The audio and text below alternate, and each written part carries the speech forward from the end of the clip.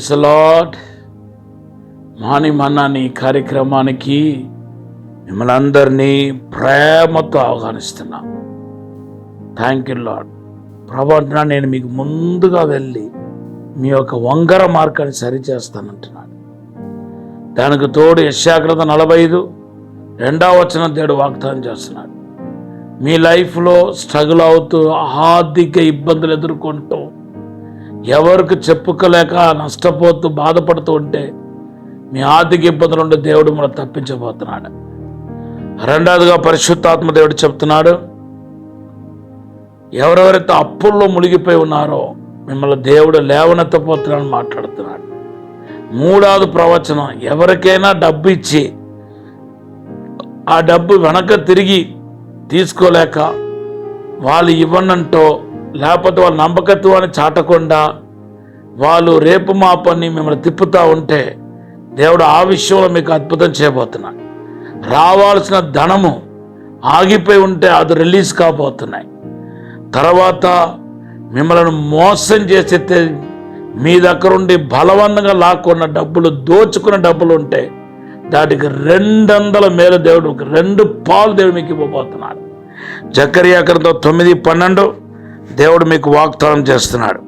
Even దేవుని సేవ నామ, దేవుని పెరట, దేవుని సేవ పెరట మీరు ఏమైనా పోగొట్టుకుని ఉంటే దేవుడు వాటిని కూడా మీకు 100 రెట్లు తిరిగి ఇవ్వబోతున్నాడు. ఈ వాగ్దానాలన్నీ మీ జీవితంలో నెరవేర్చబడినగాక, ఈ ప్రవచన నెరవేర్చబడినగాక. మనం పరిశుద్ధాత్మ గురించి, ఆయన ఒక గుర్తు గురించి ధ్యానం చేస్తున్నాం. ఈరోజు గాలి, ద విండ్ గురించి మనం ధ్యానం చేయబోతున్నాం. నేను పరిశుద్ధాత్మ గురించి, ముఖ్యంగా గుర్తుల గురించి అనేక పర్యాయము నేను అనేక వెవ్వేరు ఒక రెవల్యూషన్తో, ప్రత్యక్షంతో మాట్లాడాను. ఇప్పుడు కూడా దేవుడు కొత్త విషయాలే మాట్లాడుతున్నాడు. నా దేవుడు నామ స్తుతించబడిన గాక. దేవుని బిడ్డలారా, ఈ యొక్క గాలిని మనం మొదటిగా, దేవుని బిడ్డలారా, it is difficult to show artificially. మనం ఇప్పుడు మీకు గాలి ఎలా ఉంటుందో చూపించండి. పావురం అంటే ఒక పిక్చర్ని చూపించగలుగుతాం, లేకపోతే నిజంగానే పావురం తీసుకొచ్చి ఇలాగే దేవుడు దిగి వచ్చాడు, యేసుప్రభు మీదకు పావురం వల్ల దిగి వచ్చాడని చూపించగలుగుతాం. అలాగే ఫైర్ అనుకున్నాం, దేవుడు అగ్నికి గుర్తు, ఆ అగ్ని కూడా నేను మీకు చూపించగలుగుతాను. ఓకే, కానీ విండు నేను చూపించలేను. అది మరి ఎలాగా మరి ఎలాగ మనకు తెలుస్తాయి? యేసుప్రభువే చెప్పాడు. యోహాను సువార్త 3:8 ఏమన్నాడంటే, గాలిని ఎవరు చూడలేదు, కానీ ఆ గాలి ఎటువైపు విసురుతుందో దాన్ని మనం చూడగలుగుతాం. దాని ఒక గాలి విసురుతుందా లేదా, గాలి అనేది విండ్ అనేది క్రియేట్ చేస్తుందా లేదా అనేది క్రియ ద్వారా మనకు తెలుస్తాను. ఇప్పుడు ఒక చెత్త పడేశారు, పెద్ద గాలి వేసింది అనుకోండి, ఆ చెత్తలన్నీ ఏమైపోతాయి? ఎగిరిపోతాయి. అలాగే పరిశుద్ధాత్మని గాలి విసిరినప్పుడు మన హృదయంలో, మన జీవితంలో, మన కుటుంబంలో కనపడుతున్న చెత్త చెదరమంతా ఎగిరిపోతాయి. దాని ఆపట ఎవరికి తరం కాదు. పరిశుద్ధాత్మ గాలి విసిరితే ఎవడైనా లొంగాల్సిందే. ఎంతటి దుర్మార్గుడైనా, ఎటువంటి పప్పిస్ట్ అయినా ఆ గాలి ఎదుట వంగాల్సిందే. ఆ గాలి ఎదుట థ్యాంక్లో సమర్పించుకోవాల్సిందే.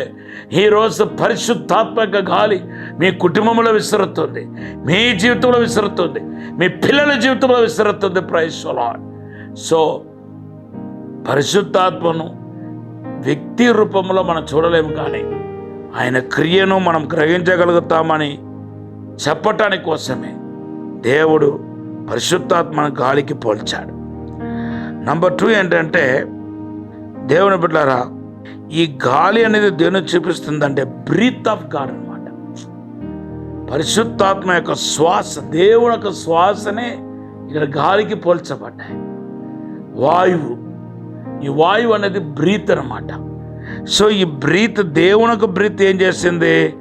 ఆదికాండం 2:7 మనం చూస్తే, దేవుని బిడ్డలారా, ఆ బ్రీత్ అనేది, దేవుని యొక్క బ్రీత్ నూతనమైన కార్యాన్ని సృష్టించింది. ప్రభు సృష్టినాత్మకమైన అద్భుతాన్ని దేవుడు చేయగలుగుతాడు. సృష్టించే అద్భుతాన్ని దేవుడు చేయగలుగుతాడు. అసాధారణమైన అద్భుతమైన కార్యం నీ జీవితంలో ఏదైతే లేదో లేని వాటి దేవుడు పుట్టించబోతున్నాడు. ఏదైతే ఉండకూడదో దాన్ని తొలగించబోతున్నాడు తన మహిమగల ఆ ఆత్మ గాలి చేత. ప్రియ బిడ్డలారా, పరిశుద్ధాత్మ గాలి విసురుతున్నాయి. దేవునికి అగ్ని దిగుతున్నాయి. దేవునికి ప్రసన్నత దిగుతున్నాయి. ఇప్పుడే ఆ గాలి మీ జీవితంలో కనపడుతున్న చెత్త చెదరమంతా తొలగించబోతుంది. మూడవదిగా మనం చూస్తే పరిశుద్ధాత్మ గాలిని ప్రభా లిటరల్గా బైబిల్లో చూస్తే మొదటి రాజుల గ్రంథం 19:12 కానీ, 2వ రాజుల గ్రంథం 2వ అధ్యాయం 11-12 కానీ ఆ ఎలియా ఎదుట అగ్ని రూపంలోను గాలి రూపంలోను ప్రభు సుడుగాలి రూపంలో కనపడ్డాడు. అయితే అగ్ని రథ ఇక్కడ ఉండిపోయింది, కానీ సుడుగాలి ఎలియాను పరలోకానికి తీసుకెళ్ళినట్టుగా మనం చూస్తున్నాం. ఈరోజు నిన్ను పరలోకానికి తీసుకెళ్లేవాడు, నీకు నిర్ణయించబడిన స్థానంలో కూర్చోబెట్టేవాడు, పరలోకములో యేసు నిన్ను ఏకం చేసేవాడు పరిశుద్ధాత్మ దేవుడు. అందుకొరకు ఆయన గాలికి పోల్చబడ్డాడు. బిడ్డ, ఈరోజు పరిశుద్ధాత్మలోకి వద్దనే పరలోకం చేరలేవు, పరలోకానికి వెళ్ళలేవు. కనుక పరిశుద్ధాత్మతో నింపబడండి, అభిషేకంతో నింపబడండి, దేవుని మహిమతో నింపబడండి. ఈ సమయంలో ఒక చిన్న ప్రార్థన చేస్తాను. పరిశుద్ధము నమ్మకమైన పరలోక తండ్రి, నీకు వందనాలు, స్తోత్రాలు ప్రభా.